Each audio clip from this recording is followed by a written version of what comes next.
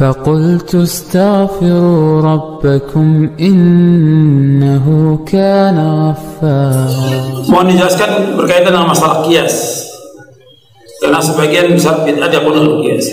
Ya, masalah kias ini dibenarkan dalam masalah fikih yang berkaitan memang dengan hal-hal yang dibenarkan oleh ulama. Tapi kan juga ada pernyataan Imam Syafi'i, la qiyas fil ibadah, nggak ada qiyas dalam masalah ibadah. Ya, seperti umpamanya berkaitan dengan masalah kita mengeluarkan zakat, umpamanya kan berupa makanan. Kalau di sana umpamanya dengan gandum, ya kita di sini dengan apa? Dengan beras. Yang seperti ini dibolehkan menurut syariat. Yang penting ada hukumnya, rukunnya yang disebutkan oleh para ulama. Enggak semua dikiaskan berkaitan dengan akidah, berkaitan dengan sifat-sifat Allah, enggak ada kias, karena Allah enggak bisa dikiaskan dengan makhluknya. Allah enggak bisa dibandingkan dengan makhluknya. Walam yakul lahu kufuwan ahad. Allah enggak sama, Allah enggak setara, Allah enggak sebanding dengan siapapun di muka bumi. Laisa kamitslihi syai'un wa huwas samiul basir. Jadi kalau bid'ah-bid'ah yang mereka lakukan dengan kias, ini bid'ah tetap bid'ah. Ada nggak sesuai, nggak bisa dikiaskan. Ini ibadah kepada Allah Taala. Kembalinya kepada apa ibadah ini? Dalil, kepada contoh. Apakah Nabi menjadi saksi atas kita? Ya, nabi-nabi semua akan ditanya oleh Allah Taala. Dan kita pun akan ditanya oleh Allah. Makanya dikatakan oleh Ibnu Qayyim bahwa manusia akan ditanya oleh Allah, "Madza kuntum ta'budun wa madza ajabtumul mursalin?" Apa yang kalian sembah dan bagaimana kalian menjawab seruannya para nabi. Jadi kita ini menjawab seruan para nabi atau tidak, itu akan ditanya oleh Allah nanti pada hari kiamat. Kemudian juga yang perlu diperhatikan bahwa nabi-nabi akan ditanya tentang umatnya. Untuk melihat di halaman 14, Allah berfirman, "Fala nas'alanna alladziina ursila ilaihim wa la nas'alul mursalin." Maka sungguhnya kami akan menanya umat-umat yang telah diutus rasul-rasul kepada mereka, dan sungguhnya kami akan menanyakan pula kepada rasul-rasul kami tentang bagaimana mereka menyampaikan dakwah ini kepada umatnya. Allah juga berfirman dalam surah Al-A'raf ayat 6, dalam surah Al-Qasas ayat 65, "Wa yawma yunadi fa yaqulu madza ajabtumul mursalin." Dan ingatlah di hari Allah menyeru mereka, Allah berkata, bagaimana kalian menjawab seruannya para rasul. Jadi umat akan tanya. Adapun untuk saksi bahwa Nabi menjadi saksi atas siapa? Atas para sahabat. Sahabat menjadi saksi atas umatnya. Wa kadzalika ja'alnakum ummatan wasatan litakunu syuhada'a 'alan nas wa yakuna ar-rasulu 'alaikum syahida.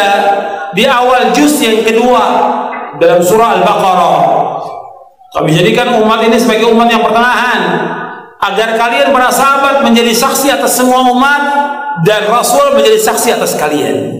Rasul menjadi saksi atas siapa? Atas para sahabat. Dalam surah Al-Baqarah. Bagaimana yang dimaksud dengan tidak boleh kita belajar atau mengambil ilmu dari ahli bid'ah? Ya nggak boleh kita belajar dari mereka. Kalau dulu pernah kita belajar karena kita nggak tahu, kemudian kita taubat, kita ikuti sunnah, nggak boleh lagi kita belajar mereka. Dasarnya apa Nabi? Inna min asyratis sa'i yultamasal ilmu 'inda al-asagir. Di antara tanda kiamat orang belajar kepada ahlul bid'ah. Nggak boleh kita belajar kepada ahlul bid'ah. Al-asagir kata Abdullah ibn Mubarak itu ahlul bid'ah. Nggak boleh kita belajar. Jadi kita belajar ahlul sunnah. Kalau dulu kita pernah belajar dengan ahlul bid'ah, ya kita sudah taubat, mengikuti sunnah. Nah sekarang bagaimana dengan guru kita, ustadz kita yang masih berbuat bid'ah? Ya antum berbuat baik dengan dia. Dengan apa? Kasih buku-buku yang sunnah. Kasih buku yang sunnah. Dan juga antum doakan mereka agar mereka dapat hidayah. Di tempat saya jika ada orang yang meninggal, dikasih air yang didoakan oleh seluruh kampung untuk disiram di atas kuburnya. Apa dalilnya? Nggak ada dalilnya. Dan manfaatnya apa air ini? Segelas, seember, apa sekolam? Jadi tanya, ini doanya kok cuma segelas? Dikit. sedikit. Mestinya apa? Seember atau sekolah. Nggak ada. Dari Nabi nggak ada. Nabi menyuruh apa? Untuk mendoakan. Kata Nabi ketika selesai menguburkan mayat, kata Nabi, istaghfiru li akhikum wasalu lahu tathbita fa innahu al-ana yus'al. Hendaklah kalian memohonkan ampun kepada Allah untuk saudara kalian, dan mohonlah pada Allah agar Allah menetapkan hatinya untuk bisa menjawab pertanyaan, karena sekarang dia sedang ditanya.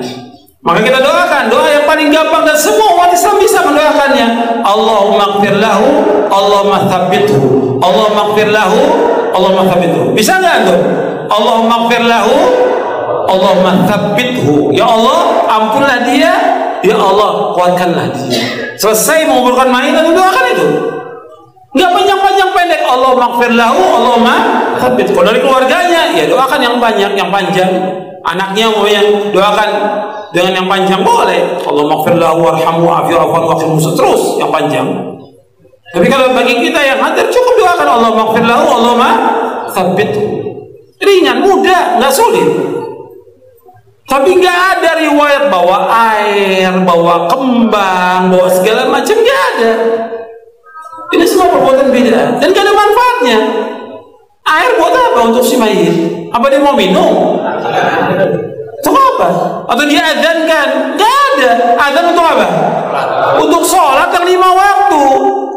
Untuk sholat Idul Adha, Idul Fitri ada adzan nggak? Nggak ada. Padahal itu kumpulan yang banyak. Istisqa, sholat kusuf, nggak ada adzan. Yang sama-sama sholat aja yang besar aja nggak ada adzan. Kok ini masuk ke liang kubur dia adzan kan? Adzan waktu hidup aja nggak ada yang datang ke masjid. Waktu orang hidup ini, baik yang adzannya maupun yang meninggal dunia, waktu hidup banyak yang nggak datang ke masjid. 5 waktu dia kebanyakan adzan nggak datang. Giliran masuk ke liang kubur dia adzan kan? Kan kalau orang disuruh untuk lihat pertama pada syariat, yang kedua akalnya, gunakan akalnya untuk apa manfaatnya? Tentang masalah maulid Nabi disebutkan bahwa Nabi SAW pernah ditanya, Nabi pernah mengatakan bahwasanya hari Senin itu hari aku dilahirkan. Betul, Nabi menyebutkan di sahih. Tapi kalimat ini apa? Disuruh kita merayakan maulid Nabi. Justru Nabi melakukan apa? Puasa Senin, Kemis. Jadi bukan mengadakan pesta pora pada saat hari Senin. Mestinya dia balikan lagi bahwa Nabi meninggal hari apa? Hari Senin. Mestinya juga bersedih pada hari Senin. Ini nggak benar. Kalau mereka katakan Nabi lahir hari Senin, Nabi juga meninggal hari apa? Senin. Dan tentang masalah maulid sudah saya bawakan di buku ini, ada jawabannya. Ya, tentang maulid nanti Anda bisa lihat bagaimana kesalahan mengadakan maulid itu. Dan kenapa disebutkan oleh para ulama menyalahi syariat, bid'ah dan yang lainnya. Itu disebutkan ada 14 alasan. Alasan tentang mengadakan maulid ini, tentang tidak bolehnya mengadakan maulid ada 14 alasan. Kalau ada orang minta sumbangan untuk acara-acara bid'ah, boleh nggak dibantu? Antum bisa jawab, nggak perlu tanya saya mestinya. Perbuatan ini termasuk ta'awun atas apa? Ta'awun al itsmi wal udwan. Allah berfirman, antum bisa jawab, jangan usah tanya sama saya mestinya. Allah berfirman, wa ta'awanu 'alal birri wat taqwa wa la ta'awanu 'alal itsmi wal udwan. Jangan kalian tolong menolong perbuatan baik dan takwa, jangan tolong menolong perbuatan dosa dan permusuhan. Kalau bid'ah itu dosa apa enggak sih? Dosa dan juga permusuhan. Kalau dosa nggak boleh dibantu. Jika seorang dai dia bermajlis dengan ahli bid'ah dalam menjelaskan kesatuan Syiah, boleh atau tidak? Nggak boleh. Nggak boleh kita duduk bersama ahlul bidah, nggak boleh kumpul dengan ahlul bidah, nggak boleh kita ceramah sama-sama dengan ahlul bidah, nggak boleh. Duduk bermajlis dengan mereka boleh. Banyak larangannya dari para ulama salaf. Riwayatnya banyak. Wala tujalisu ahlal bidah, jangan kalian duduk bersama ahlul bidah. Gak boleh. Mendengarkan perkataan ini gak boleh. Imam Taus ketika ahlul bidah membawakan dalil, tutup telinganya. Saya membawakan ayat tidak, kamu keluar atau saya keluar? Keluar. Tegas ulama-ulama Ahlussunnah wal bidah. Gak seperti sekarang. Gak punya sikap. Gak punya sikap. Yang gak punya ini umat Islam sikap gak punya. Kita punya sikap dengan ahlul bidah. Bagaimana sikap dengan ahlul bidah? Gak boleh duduk bersama mereka, gak boleh. Jelaskan tentang Syiah, ya Ahlussunnah yang paham tentang Syiah. Kok ahlul bidah? Gak boleh. Dan rata-rata juga dari ahlul bidah yang mereka menjelaskan Syiah, sebagian mereka kuburiyun. Apa kuburiyun itu? Penyembah kubur. Gimana? Dia bisa, makanya mereka itu harus tahu. Orang yang menjelaskan Syiah, dia juga harus menjelaskan tentang tauhid yang benar. Orang yang menjelaskan tentang Syiah, dia harus tahu juga tentang masalah Khawarij. Karena ada juga Khawarij menjelaskan tentang apa? Syiah. Maka dia harus, kalau dia jelaskan tentang Syiah, dia harus jelaskan tentang apa lagi? Khawarij, dua-duanya harus jelas. Karena dua-duanya sesat dan dua-duanya berbahaya buat Islam dan kaum muslimin, bahkan buat negara juga berbahaya. Syiah dan Khawarij berbahaya buat negara di mana aja. Karena dua-duanya ini penjahat dan merusak agama, merusak akal, merusak darah, merusak kehormatan kaum muslimin. Syiah dan Khawarij ini. Makanya harus dijelaskan oleh Ahlussunnah. Nggak boleh kita duduk bergabung dengan ahlul bidah, nggak boleh. Anda bisa lihat, bisa antum baca di kitab-kitab Ahlussunnah, atau antum baca ya bukunya Syekh Ibrahim bin Amir Ruhaili, Mauqif Ahlussunnah min Ahli Bidah, 2 jilid. Di buku Syarah Akidah juga ada, anda bisa lihat Syarah Akidah Ahlussunnah wal Jamaah tentang sikap Ahlussunnah kepada ahlul bidah. Nggak boleh duduk bersama mereka, bermajlis dengan mereka, nggak boleh. Apalagi sampai ngobrol dengan mereka, cerita dongeng dengan mereka, diambil gambarnya supaya lihat bahwa kita ini rukun dengan ahlul bidah. Ini sesat dan menyesatkan. Karena orang terkelabui, oh berarti si fulan ini tokoh bidah, nggak apa-apa. Karena apa? Ahlussunnah sudah duduk sama dia, berarti boleh kita belajar dengan dia. Apakah mengelabui umat? Mengelabui umat atau tidak? Mengelabui umat. Nggak punya sikap, nggak punya sikap. Sikap ini penting. Dengan ahlul bidah. Para ulama nggak mau dengan ahlul bidah selama-lamanya. Mereka jaga dengan apa? Dengan besi. Nggak mau duduk dengan ahlul bidah. Karena merusak agama. Bagaimana kalau ana mau menikah, calon mertua ana dukun? Nah, antum mau nikah dengan mertua atau dengan anaknya? Antum mau nikah dengan mertuanya atau dengan anaknya? Nabi menikah dengan tokoh Quraisy yang kafir, musuh Nabi. Siapa? Siapa? Abu Sufyan. Anaknya Abu Sufyan siapa? Anaknya Abu Sufyan, istri Nabi siapa? Ummu Habibah. Bapaknya Ummu Habibah musuh Nabi, tapi Nabi nikahi anaknya. Sekarang antum calon mertua dukun, antum dakwahkan. Abu Sufyan akhirnya masuk Islam tidak? Masuk Islam, meskipun awalnya musuh kepada Nabi Muhammad dan para sahabatnya, musuh Islam, kemudian masuk Islam. Sekarang antum calon mertua dukun, antum dakwahkan dulu, dakwahkan. Kalau enggak, ya anaknya sekarang sudah ngaji, sudah dia mengikuti sunnah, ya antum nikah, antum dakwahkan tetap. Kan antum nikahnya dengan anaknya, bukan dengan orang tua. Yang penting antum punya sikap, ya punya sikap. Artinya kita tetap nggak boleh bertanya kepada dukun, nggak boleh datang kepada dukun. Maksudnya membenarkan dia nggak boleh.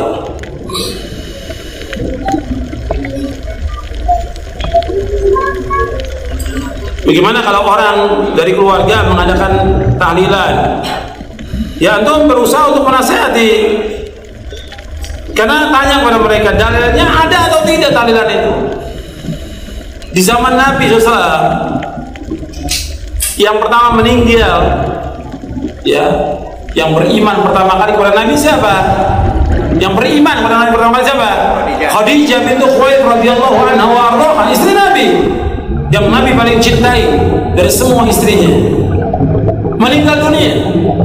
Nabi ngadakan tahlilan atau tidak? Tidak. Anaknya Nabi meninggal, Nabi masih hidup, semua anaknya meninggal kecuali satu yang masih hidup sampai 6 bulan setelah wafatnya Nabi, yaitu Fatimah. Semua anak Nabi itu meninggal ketika Nabi masih hidup. Nabi gak ngadakan tahlilan buat anaknya. Sahabat Nabi yang setia dengan Nabi meninggal, Nabi masih hidup, seperti Hamzah, Sayyidus Syuhada, Ja'far bin Abi Thalib, dan yang lainnya radhiyallahu ajma'in. Nabi gak ngadakan tahlilan. Maka dalilnya mana kalau dalilnya? Kemudian ketika Nabi meninggal, ada nggak sahabat mengadakan tahlilan buat Nabi 7 hari, 40 hari, 100 hari, 1000 hari? Nggak ada. Atau ada pendapat dari Imam Syafi'i, tanya, di mana Imam Syafi'i mengatakan demikian? Jadi ini perbuatan yang dia ada-adakan, nggak ada dalilnya, nggak ada hujahnya, tapi ada demikian. Orang mengadakan tahlilan niatnya apa? Ibadah, mendapatkan pahala, dapat ganjaran supaya dapat menghapuskan dosa orang yang mati. Nggak bisa dengan cara demikian. Jangan ada contoh. Bahkan sahabat sepakat berkumpulnya orang di tempat kematian dan makan-makan di tempat kematian termasuk apa? Meratap hukumnya apa? Haram. Kata para sahabat, kunna na'uddul ijtima'a ila ahlil mayyiti wa san'ata ta'ami ba'da dafnihi minan niyaha. Kami para sahabat ijma' para sahabat, ijma'nya sahabat masuk atau tidak? Masuk. Kami ijma' para sahabat berkumpul-kumpul di tempat kematian dan makan-makan termasuk meratap. Meratap hukumnya haram. Meratap termasuk perbuatan apa? Jahiliyah, perbuatan jahiliyah. Kita kan ibadahnya kepada Allah, satu kiblat, naik haji sama-sama. Jangan mempermasalahkan maulid, tahlilan, berjanji. Ya harus mempermasalahkan, karena ini agama Islam. Harus kita jelaskan yang benar itu benar, yang salah itu salah kepada umat. Kalau kita biarkan, ya tambah banyak orang berbuat beda. Sekarang yang membela agama ini siapa? Yang membela agama siapa? Ya para ulamanya, Ahlussunnah yang membela agama ini. Jelas orang akan memasukkan apa-apa yang bukan dari agama. Makanya kita kemarin bahas dalam pembahasan syarah akidah Ahlussunnah Jamaah tentang tasfiyah dan tarbiyah. Tasfiyah dan tarbiyah, membersihkan apa yang tidak dari agama. Masa kita biarkan orang melakukan perbuatan yang Nabi nggak contohkan? Nabi sudah mengatakan jauhkan perbuatan bid'ah. Ini akan merusak agama. Berarti agama Islam sudah sempurna atau belum? Kalau begitu, belum semua, tambah lagi. Akhirnya nanti yang asli dari agama ini sudah nggak ada lagi. Jadi bukan mempermasalahkan, justru harus mempermasalahkan supaya orang jelas mengikuti yang benar, mengikuti petunjuk, dan supaya orang jelas dari jalan kesesatan. Karena Allah menyebutkan dalam Al-Quran, litastabina sabilul mujrimin, akan jelas jalannya orang-orang yang sesat dari jalan petunjuk. Makanya ketika orang meminta kepada Allah hidayah, tidak hanya hidayah, tapi menyebutkan apa? Menyebutkan jalannya orang sesat atau tidak? Kok nggak nyambung? Ketika kita minta hidayah, kita sebutkan jalan orang sesat atau tidak? Sebutkan, ihdinas siratal mustaqim, siratal ladzina an'amta 'alaihim, terus apa? Ghairil maghdubi 'alaihim waladdallin. Disebutkan jalan orang yang sesat dan jalan orang-orang yang dimurkai oleh Allah. Jadi ketika kita menempuh jalan siratal mustaqim, kita harus juga menjelaskan jalannya orang-orang yang sesat, harus dijelaskan. Kalau nggak dijelaskan, nggak tahu nanti orang yang mana yang benar, yang mana yang salah. Jelas ya? Itu tiap hari baca 17 kali ayat itu. Bukannya jalan orang yang murkai, bukannya orang yang sesat. Berarti kita harus jelaskan. Berarti ada jalan orang yang sesat, berarti ada juga jalannya orang-orang yang dimurkai. Dan gak akan sempurna jalan kita yang lurus ini tanpa kita menjauhkan jalannya orang yang sesat. Paham? Bagaimana kalau orang mengubur telur busuk di setiap pojok rumah supaya dapat rezeki? La haula wala quwwata illa billah. Ya kalau dulu belum tahu, ya tobat kepada Allah SWT. Gimana, apa hubungannya telur busuk dengan rezeki? La haula wala quwwata illa billah. Ini karena kebodohan. kebodohan. Ya, nggak bisa. Telur busuk dikaitkan dengan rezeki. Minta rezeki, Allah yang punya rezeki. Minta kepada Allah.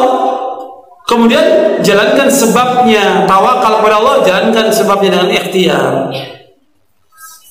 Banyak orang melakukan demikian, datang ke kubur minta rezeki dan yang lainnya, nggak akan ada dan nggak akan datang rezeki itu.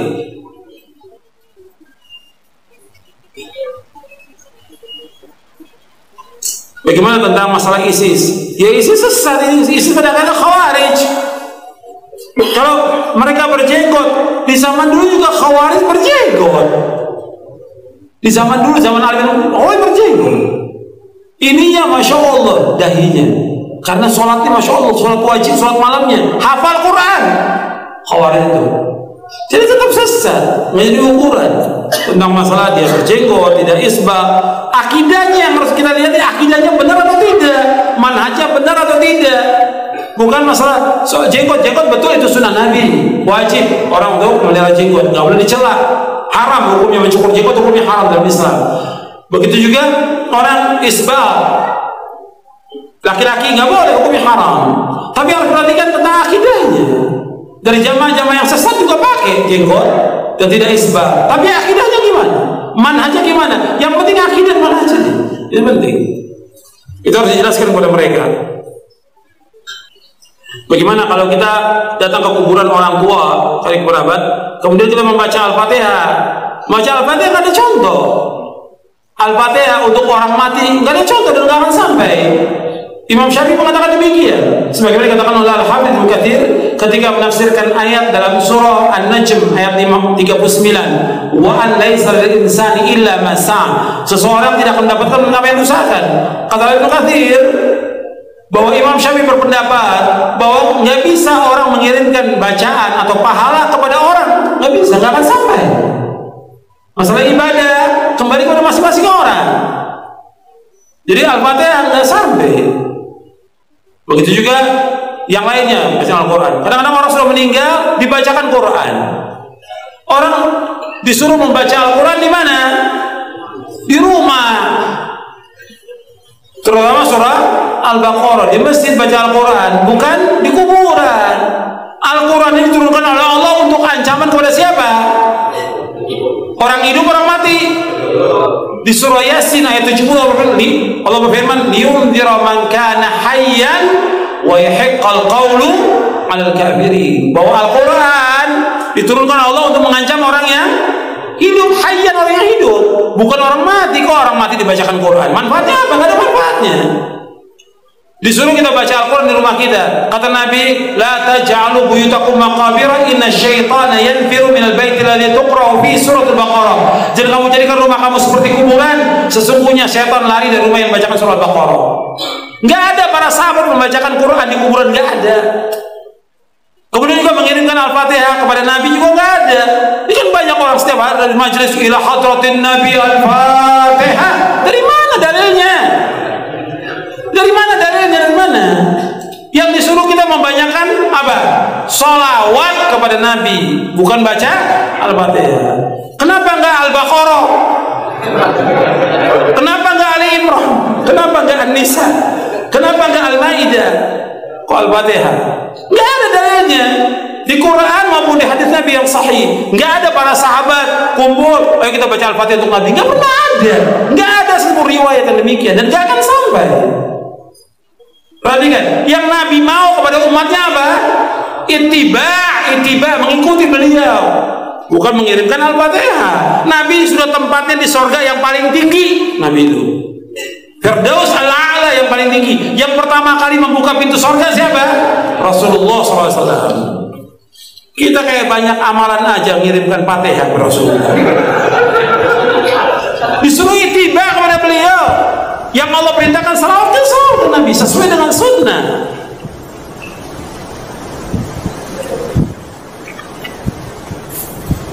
Ya, saya pikir cukup sampai di sini karena persiapan kita untuk sholat zuhur, karena juga banyak orang yang hadir dan juga tempat duduknya terbatas. Saya pikir cukup, kurang lebih ini yang bisa saya sampaikan. Saya mohon maaf, yang benar datang dari Allah, yang salah dari saya. Dan Allah mengampuni dosa kita dan menetapkan kita di atas Islam dan Sunnah. Mudah-mudahan dengan kajian ini kita mendapatkan ilmu yang bermanfaat, dan Allah memberikan hidayah taufik untuk ittiba kepada Rasulullah SAW, dan Allah juga memberikan hidayah taufik kepada kita untuk menjauhkan segala macam perbuatan bid'ah, dan Allah memberikan kepada kita husnul khatimah. Amin. Wassalamualaikum warahmatullahi wabarakatuh. Subhanallah wa bihamdik, asyhadu an la ilaha illa anta, astaghfiruka wa atubu ilaik. Assalamualaikum warahmatullahi wabarakatuh.